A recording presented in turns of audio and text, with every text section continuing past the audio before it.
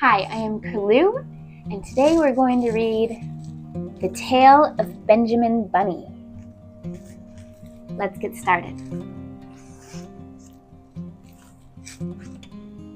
One morning, a little rabbit sat on a bank. He pricked his ears and listened to the trit-trot of a pony. A gig was coming along the road. It was driven by Mr. McGregor, and beside him sat Mrs. McGregor in her best bonnet. As soon as they had passed, little Benjamin Bunny slid down into the road and set off with a hop, skip, and a jump to call upon his relations who lived in the wood at the back of Mr. McGregor's garden.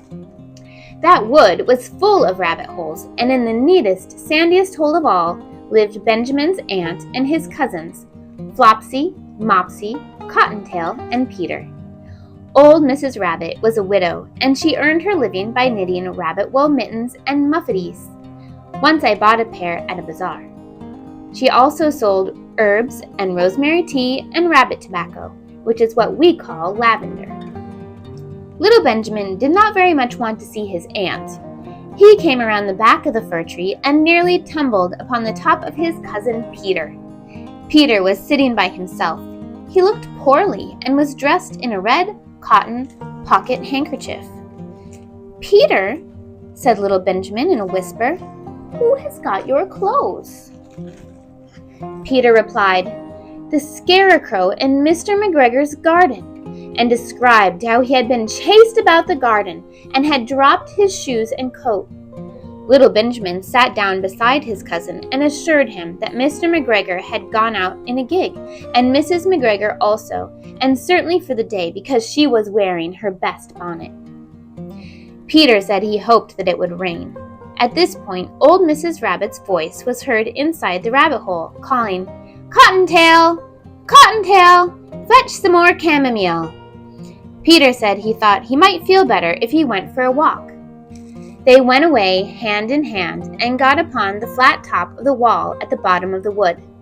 From here they looked down into Mr. McGregor's garden. Peter's coat and shoes were plainly to be seen upon the scarecrow, topped with an old tam-o'-shanter of Mr. McGregor's. Little Benjamin said, "It spoils people's clothes to squeeze under a gate. The proper way to get in is to climb down a pear tree." Peter fell down head first, but it was of no consequence, as the bed below was newly raked and quite soft. It had been sown with lettuce. They left a great many odd little footmarks all over the bed, especially little Benjamin, who was wearing clogs. Little Benjamin said that the first thing to be done was to get back Peter's clothes, in order that they might be able to use the pocket handkerchief. They took them off the scarecrow. There had been rain during the night. There was water in the shoes, and the coat was somewhat shrunk. Benjamin tried on the tam-o'-shanter, but it was too big for him. Then he suggested that they should fill the pocket handkerchief with onions as a little present for his aunt. Peter did not seem to be enjoying himself. He kept hearing noises. Benjamin, on the contrary, was perfectly at home and ate a lettuce leaf. He said he was in the habit of coming to the garden with his father to get lettuces for their Sunday dinner. The name of little Benjamin's papa was old Mr. Benjamin Bunny. The lettuces certainly were very fine. Peter did not eat anything. He said he should like to go home. Presently he dropped half the onions. Little Benjamin said that it was not possible to get back up the pear tree with a load of vegetables. He led the way boldly towards the other end of the garden. They went along a little walk on planks under a sunny red brick wall. The mice sat on their doorsteps cracking cherry stones. They winked at Peter Rabbit and little Benjamin Bunny. Presently, Peter let the pocket handkerchief go again. They got amongst flower pots and frames and tubs. Peter heard noises worse than ever. His eyes were as big as lollipops. He was a step or two in front of his cousin when he suddenly stopped. This is what those little rabbits saw around that corner. Little Benjamin took one look, and then, in half a minute less than no time, he hid himself and Peter and the onions underneath a large basket. The cat got up and stretched herself and came and sniffed at the basket. Perhaps she liked the smell of onions. Anyway, She sat down upon the top of the basket. She sat there for 5 hours.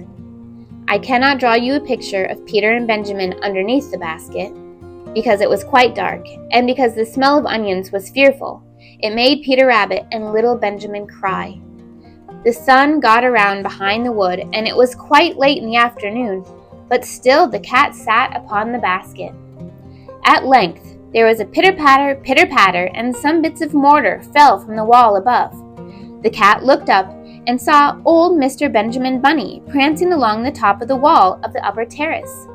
He was smoking a pipe of rabbit tobacco and had a little switch in his hand. He was looking for his son. Old Mr. Bunny had no opinions whatever of cats.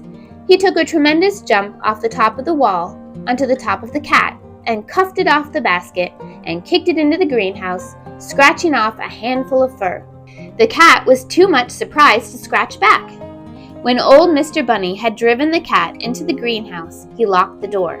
Then he came back to the basket and took out his son Benjamin by the ears and whipped him with a little switch. Then he took out his nephew Peter. Then he took out the handkerchief of onions and marched out of the garden. When Mr. McGregor returned about a half an hour later, he observed several things which perplexed him. It looked as though some person had been walking all over the garden in a pair of clogs. Only the footmarks were too ridiculously little. Also, he could not understand how the cat could have managed to shut herself up inside the greenhouse, locking the door upon the outside. When Peter got home, his mother forgave him because she was so glad to see that he had found his shoes and coat. Cottontail and Peter folded up the pocket handkerchief, and old Mrs. Rabbit strung up the onions and hung them from the kitchen ceiling with the bunches of herbs and the rabbit tobacco. The end.